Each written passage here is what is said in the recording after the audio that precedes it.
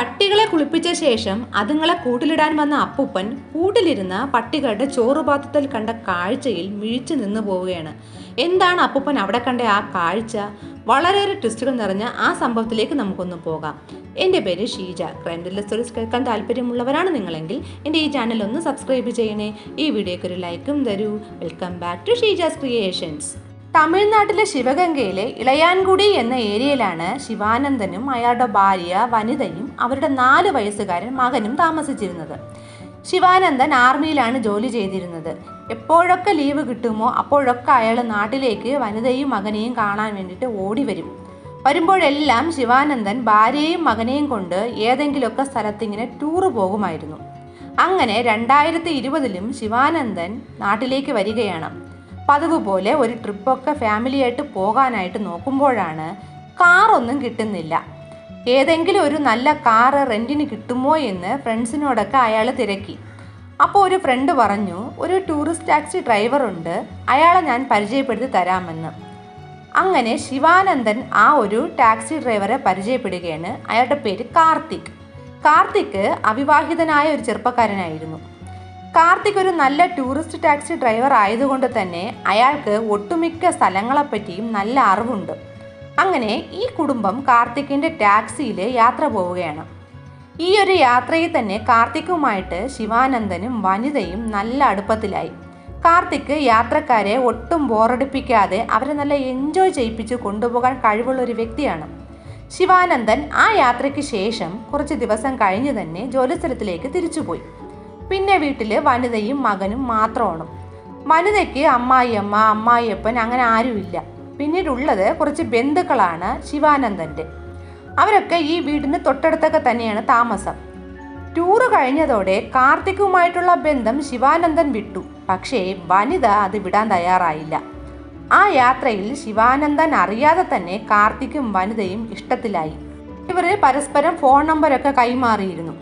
വീണ്ടും ഭർത്താവ് പോയി വീട്ടിൽ ഒറ്റയ്ക്കായ വനിത കാർത്തിക്കിൻ്റെ ഫോണിലേക്ക് കോൾ ചെയ്യുകയാണ്.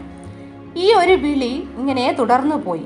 ഒടുവിൽ വനിതയെ കാണാൻ കാർത്തിക് അവളുടെ വീട്ടിലേക്ക് വരാൻ തുടങ്ങി. വീട്ടിൽ വരവ് തുടങ്ങിയതോടെ ഇവരുടെ ബന്ധം ഒരു വഴിവിട്ട നിലയിലേക്ക് പോകുകയാണ്. ഇതെല്ലാം ചുറ്റും താമസിക്കുന്ന ബന്ധുക്കളുടെ ശ്രദ്ധയിൽപ്പെട്ടു. എന്നാൽ ആരും ഇതേപ്പറ്റി വനിതയോട് ഒരക്ഷരം പോലും ചോദിച്ചില്ല. പക്ഷേ ബന്ധുക്കൾ മനസ്സിലാക്കിയിട്ടുണ്ടെന്ന് അവൾക്ക് നല്ല നിശ്ചയമുണ്ടായിരുന്നു.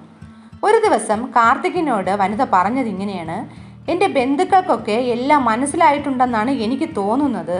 അതുകൊണ്ട് നീ ഇനി ഈ വീട്ടിലേക്ക് വരുന്നത് റിസ്ക്കാണ്, നമുക്ക് പുറത്തു വച്ച് കണ്ടുമുട്ടാമെന്ന്. ഇവർക്ക് 2 പേർക്കും എപ്പോഴൊക്കെ സമയം കിട്ടുമോ അപ്പോഴെല്ലാം ഇവർ പുറത്ത് പല സ്ഥലങ്ങളിലും മീറ്റ് ചെയ്യാൻ തുടങ്ങി. ഒരു 6-7 മാസം അങ്ങനെ പോവുകയാണ്. അപ്പോഴാണ് ശിവാനന്ദൻ വീണ്ടും ലീവിന് നാട്ടിൽ വരുന്നത്. ഇത്തവണ വനിത അങ്ങോട്ട് കയറി നമ്മൾ കഴിഞ്ഞ പ്രാവശ്യം പോയ സ്ഥലത്ത് ഒന്നുകൂടി ടൂറ് പോയാലോ എന്ന് ചോദിക്കുന്നു. ശിവാനന്ദൻ അതിന് സമ്മതം മൂളുകയാണ്. അതിനായിട്ട് ഒരു ടാക്സി കിട്ടുമോ എന്ന് അയാൾ ഇങ്ങനെ അന്വേഷിക്കുകയാണ്. അപ്പോഴാണ് കാർത്തിക്കിൻ്റെ കാര്യമേ ഈ ശിവാനന്ദൻ ഓർമ്മിക്കുന്നില്ല. ആ സമയത്ത് വനിത പറയുന്നത്, നിങ്ങൾ എന്തിനാണ് വണ്ടി അന്വേഷിച്ച് ബുദ്ധിമുട്ടുന്നത്? നമ്മൾ കഴിഞ്ഞ പ്രാവശ്യം പോയ ആ ഒരു ഡ്രൈവറെ വിളിച്ചാൽ പോരെ? അയാളാവുമ്പോൾ നല്ല എൻജോയ് ചെയ്ത് നമുക്ക് പോകാമല്ലോ. ആ സമയത്താണ് ശിവാനന്ദന് കാർത്തികിനെ പറ്റി ഓർമ്മ വരുന്നത്. പക്ഷെ കാർത്തികിൻ്റെ നമ്പർ കയ്യിലില്ലല്ലോ, പിന്നെ എങ്ങനെ അയാളെ വിളിക്കുമെന്ന് ശിവാനന്ദൻ ചോദിക്കുന്നു. അതിനെന്താ, എൻ്റെ കയ്യിലുണ്ട് എന്നും പറഞ്ഞിട്ട് വനിത കാർത്തിക് എന്നും പറഞ്ഞ് സേവ് ചെയ്ത നമ്പർ എടുത്ത് ഈ ശിവാനന്ദന് കൊടുക്കുകയാണ്. ഇത് എങ്ങനെ ഇവൾക്ക് കിട്ടി? ഇവളെങ്ങനെ ഇത് സേവ് ചെയ്തിട്ടു എന്നൊക്കെ അയാൾക്ക് പെട്ടെന്ന് സംശയം വന്നു. ഈ സംശയം അയാൾ ഭാര്യയോട് ചോദിക്കുകയാണ്, നീ ഇത് എപ്പോൾ സേവ് ചെയ്തിട്ടു? നിനക്കിത് എവിടെ നിന്ന് കിട്ടിയെന്ന്. അതിന് അവൾ പറഞ്ഞത്, ആവശ്യം വന്നാലോ എന്ന് കരുതി വെറുതെ വാങ്ങി സേവ് ചെയ്തതാണ്. ശിവാനന്ദൻ പിന്നീട് കൂടുതൽ അങ്ങോട്ട് ചിന്തിച്ച് തല പുണ്ണാക്കാതെ നമ്പരൊക്കെ വാങ്ങി കാർത്തികിനെ വിളിച്ച് എല്ലാ കാര്യങ്ങളും ഫിക്സ് ചെയ്യുന്നു. അങ്ങനെ ഇവർ ടൂറൊക്കെ പോയി തിരിച്ചെത്തി. കുറച്ച് ദിവസം കഴിഞ്ഞ് ശിവാനന്ദൻ വീണ്ടും ജോലിസ്ഥലത്തിലേക്ക് മടങ്ങി. അതിനുശേഷം പഴയതുപോലെ കാർത്തിക്കുമായിട്ട് വനിത ഇങ്ങനെ ഇടപാടുകളൊക്കെ വയ്ക്കാൻ തുടങ്ങി. ഇവരുടെ ഈ പോക്ക് കണ്ട ബന്ധുക്കൾ ഇത് ചോദ്യം ചെയ്യാൻ തുടങ്ങി. ഇത് വനിതയെ ആകെ ഭയപ്പെടുത്തുകയാണ്. അധികം താമസിയാതെ ഭർത്താവും കാര്യങ്ങളൊക്കെ അറിയുമെന്ന് ചിന്തിച്ച വനിത കാർത്തികിനോട് പറഞ്ഞു, ഇനി ഇത് മറച്ചു വയ്ക്കാൻ സാധിക്കുമെന്ന് എനിക്ക് തോന്നുന്നില്ല. അതുകൊണ്ട് നമുക്ക് ഇവിടുന്ന് മറ്റെവിടെയെങ്കിലുമൊക്കെ പോയി ജീവിക്കാമെന്ന്. ശിവാനന്ദനെ അപ്പോൾ നിനക്ക് വേണ്ടേ എന്ന് കാർത്തിക് ചോദിക്കുമ്പോൾ 6-7 മാസം കൂടുമ്പോൾ വരുന്ന ഭർത്താവിനെ എനിക്ക് ആവശ്യം എന്തിന് എന്നായിരുന്നു വനിതയുടെ മറുപടി. അങ്ങനെ രണ്ടുപേരും ഒളിച്ചോടാൻ തീരുമാനിച്ചു. പോകുന്ന പോക്കിൽ തന്നെ മകനോടുള്ള അമിത സ്നേഹം കൊണ്ട് അവള് ആ 4 വയസ്സായ കൊച്ചിനെയും കൊണ്ടാണ് പോകുന്നത്. വനിതയുടെ ഒളിച്ചോട്ടം അധികം താമസിയാതെ തന്നെ ചുറ്റുമുള്ള ബന്ധുക്കളൊക്കെ അറിഞ്ഞു. അവർ ശിവാനന്ദനെ വിളിച്ച് കാര്യങ്ങളൊക്കെ പറഞ്ഞു. ഉടനെ തന്നെ നാട്ടിൽ വന്ന അയാൾ ബന്ധുക്കളിൽ നിന്നും ഇവിടെ നടന്നുകൊണ്ടിരുന്ന കാര്യങ്ങളെല്ലാം അറിഞ്ഞ് തലയിൽ ഇടുത്തി വീണ പോലെ ഇരുന്നു പോയി. ശിവാനന്ദൻ ഭാര്യയും മകനെയും കാണാനില്ല എന്നും പറഞ്ഞിട്ടാണ് പോലീസിൽ കംപ്ലൈൻറ്റ് കൊടുക്കുന്നത്. പോലീസ് ഇവർക്കുള്ള തിരച്ചിലും തുടങ്ങി. അതേസമയം കാർത്തിക്കും വനിതയും തിരുപ്പതിയിൽ പോയി ഒരു വീടൊക്കെ വാടകയ്ക്കെടുത്ത് അങ്ങോട്ട് താമസവും തുടങ്ങുകയാണ്. പക്ഷേ ഇവർക്ക് ഈ 4 വയസ്സുള്ള കുഞ്ഞ് അപ്പോൾ മുതൽ ഒരു പ്രശ്നമായി മാറി. ഇവരുടെ പ്രൈവസിയിൽ ഈ കുഞ്ഞ് അമ്മ അമ്മ എന്നൊക്കെ വിളിച്ചിങ്ങനെ ഇടയെ കയറുന്നത് വനിതയ്ക്കും കാർത്തിക്കിനും ശല്യമാകാൻ തുടങ്ങി. ഈ ഒരു ശല്യം പിന്നീട് അങ്ങോട്ട് ഭയങ്കര ദേഷ്യമാകാൻ തുടങ്ങിയതോടെ വനിത സ്വന്തം മകനെ അടിച്ച് മേലാൽ ഈ മുറിയിൽ വരരുതെന്നും പറഞ്ഞിട്ട് വിരട്ടി അവനൊരു മൂലക്കിരുത്തി. എന്നാലും കുഞ്ഞല്ലേ, അതൊന്നും അവനനുസരിക്കാൻ പറ്റില്ല. വീണ്ടും ഈ കുഞ്ഞ് കുറച്ചു നേരം കഴിയുമ്പോൾ വനിതയെ അന്വേഷിച്ച് അവൾ ഇരിക്കുന്നിടത്തേക്ക് പോകും. അപ്പോൾ വനിത പിന്നീട് ചെയ്തത് അടിയൊക്കെ കൊടുത്തിട്ട് ഈ കുഞ്ഞിനെ ഒരു മുറിയിലിട്ട് പൂട്ടുകയാണ്.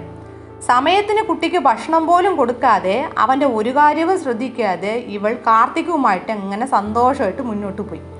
അടിയും പട്ടിണിയും എല്ലാം കൂടി ആയപ്പോൾ ആ കുട്ടിയുടെ ശരീരം അത് താങ്ങാനാവാതെ വീക്കാവാൻ തുടങ്ങി. ഇടയ്ക്കൊക്കെ വനിത ഈ കുട്ടിയെ മുറി തുറന്ന് പുറത്ത് വിടും.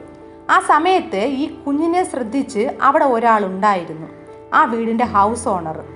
അയാൾ ഒരു വൃദ്ധനായ മനുഷ്യനായിരുന്നു. വന്ന സമയത്ത് നിന്നും ഈ കുട്ടിയുടെ ശരീരവും മുഖവും ഒക്കെ ഇങ്ങനെ ഇത്രയും ക്ഷീണിച്ച് അവൻ്റെ മുഖത്തൊക്കെ ഇങ്ങനെ ചില പാടുകളൊക്കെ കണ്ടതോടെ അയാൾ വനിതയോട് കാര്യം തിരക്കുകയാണ്. ഇവൻ എന്താണ് ഇത്രയും ക്ഷീണിച്ചു പോയത്, ഇവൻ്റെ ശരീരത്തൊക്കെ എന്താണ് ഈ പാട്, മുഖമൊക്കെ എന്താണ് ഇങ്ങനെ കറുത്തിരിക്കുന്നത് എന്നൊക്കെ. അപ്പോൾ അവൾ പറഞ്ഞത് ഇവന് ജനിച്ചപ്പോൾ മുതലേ അസുഖമാണ്, അതുകൊണ്ട് ഇവൻ ഭക്ഷണമൊന്നും നേരെ കഴിക്കത്തില്ല, അതാണ് ഇങ്ങനെ ഇരിക്കുന്നത് എന്നാണ്. ഈ വീടിനോട് ചേർന്ന് തന്നെയുള്ള വീടാണ് ഈ ഹൗസ് ഓണറുടെ വീടും. അയാൾ ഒരു പട്ടി സ്നേഹിയാണ്. അതുകൊണ്ട് തന്നെ ഒരു പട്ടിക്കൂട്ടിൽ 2 പട്ടികളെയൊക്കെ ഇയാൾ വളർത്തിയിരുന്നു.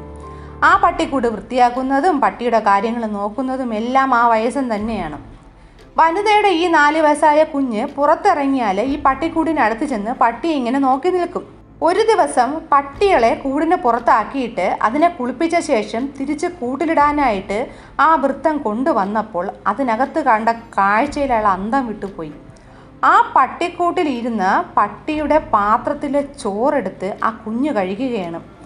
ഇത് കണ്ട് അയാൾക്ക് കുട്ടിക്ക് ഭക്ഷണം കിട്ടാതെയാണ് അവൻ ഈ കോലത്തിലായതെന്ന് മനസ്സിലായി.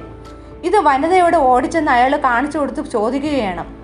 ആ സമയത്ത് ഹൗസ് ഓണറോട് അവൻ കുട്ടി ആയതുകൊണ്ട് വെറുതെ അങ്ങനെ ചെയ്തതാണ്, അല്ലാതെ അവന് വിശന്നിട്ടല്ല എന്നാണ് അവൾ മറുപടി പറഞ്ഞത്. ശേഷം ഈ സ്ത്രീ ചെയ്തത് ഈ കുഞ്ഞിനകത്ത് കൊണ്ടുപോയി ദേഷ്യം തീരും വരെ അവൾ മൃഗീയമായിട്ട് അടിക്കുകയാണ്. ആ ഉപദ്രവം താങ്ങാൻ പറ്റാതെ ആ കുഞ്ഞ് അവിടെ കുഴഞ്ഞു വീണു. ഇതോടെ ഇവൻ എന്തെങ്കിലും സംഭവിക്കുമെന്ന് ഇവർക്ക് ഉറപ്പായി. വനിതയും കാർത്തിക്കും കൂടിയിട്ട് ഈ കുഞ്ഞിനെയും കൊണ്ട് തമിഴ്നാട്ടിലേക്ക് പുറപ്പെടുകയാണ്. ഉടനെ തന്നെ ഈ കുഞ്ഞിനെ എടുത്ത് വീടും പൂട്ടി തമിഴ്നാട്ടിലേക്ക് പോകാൻ ഇറങ്ങിയപ്പോൾ ഈ ഹൗസ് ഓണർ ഈ കാര്യം കാണുകയാണ്. ഈ കുഞ്ഞിങ്ങനെ തോളി കിടക്കുന്നതും ഇവർ ധൃതിയിൽ ഇറങ്ങുന്നതും. ആ സമയത്ത് ഈ വൃദ്ധൻ കാര്യം എന്തെന്ന് ഇവരോട് തിരക്കുകയാണ്. അപ്പോൾ കാർത്തിക് പറഞ്ഞത് അവന് ഒട്ടും വയ്യ, അതുകൊണ്ട് പെട്ടെന്ന് ആശുപത്രിയിലേക്ക് കൊണ്ടുപോവുകയാണെന്നാണ്. പോകുന്ന വഴി ഈ ബസ്സിൽ വച്ച് തന്നെ ഈ കുഞ്ഞു മരിക്കുകയാണ്. കുഞ്ഞു മരിച്ചെന്ന് മനസ്സിലായതോടെ ആ ഒരു സ്റ്റോപ്പിൽ തന്നെ അവരിറങ്ങിയത് കൃഷ്ണഗിരിയിലാണ്. കൃഷ്ണഗിരിയുടെ അടുത്ത് ഒരു മലഭാഗത്തേക്ക് ഇവർ ആരുമില്ലാത്ത ഒരു വഴി നോക്കി ഈ കുഞ്ഞിനെയും കൊണ്ട് നടന്നു. എന്നിട്ട് മലയുടെ അടിവാരത്ത് ഈ കുഞ്ഞിനെ വലിച്ചെറിഞ്ഞ ശേഷം തിരിച്ച് ഇവർ വീട്ടിലേക്ക് പോന്നു. തിരിച്ചു വന്ന ഇവരുടെ കയ്യിൽ കുഞ്ഞിനെ കാണാത്തത് കൊണ്ട് കുട്ടി എവിടെയെന്ന് ആ മനുഷ്യൻ അപ്പോഴും തിരക്കുന്നു.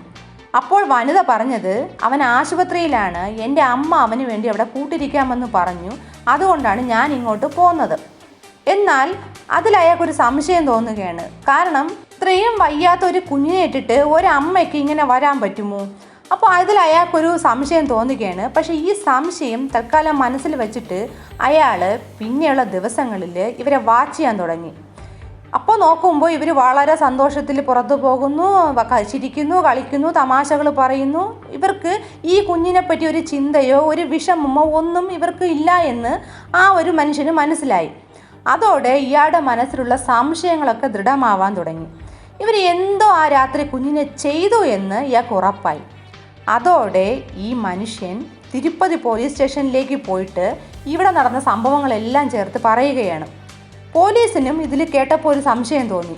പോലീസ് ഈ കംപ്ലൈൻറ്റിൽ ഇവരെ ചോദ്യം ചെയ്യുകയാണ് അറസ്റ്റ് ചെയ്ത ശേഷം. അപ്പോൾ ഈ ചോദ്യം ചെയ്യലിൽ ഇവർ അവസാനം സത്യങ്ങളെല്ലാം തുറന്നു പറഞ്ഞു. അങ്ങനെ കൃഷ്ണഗിരിയിൽ നിന്നും കുട്ടിയുടെ അഴുകിയ നിലയിലുള്ള ബോഡി കിട്ടി. മാത്രവുമല്ല, തമിഴ്നാട് പോലീസിനെയും പോലീസ് സ്റ്റേഷനിൽ നിന്നും വിവരം അറിയിക്കുകയാണ്. തമിഴ്നാട് പോലീസിന് ഒപ്പം ശിവാനന്ദനും ചില ബന്ധുക്കളും കൃഷ്ണഗിരിയിൽ വന്ന് കുഞ്ഞിൻ്റെ ബോഡി വേദനയോടെ ഏറ്റുവാങ്ങി. കോടതിയിൽ ഹാജരാക്കിയ ഇവർക്ക് 17 വർഷമാണ് തടവ് വിധിച്ചത്. ഈ ഒരു സംഭവത്തെ പറ്റിയുള്ള നിങ്ങളുടെ അഭിപ്രായം എന്തെന്ന് കമൻറ്റ് ചെയ്യൂ. പുതിയൊരു ക്രൈം ത്രില്ലർ സ്റ്റോറിയുമായി വീണ്ടും വരാം. Thanks for watching.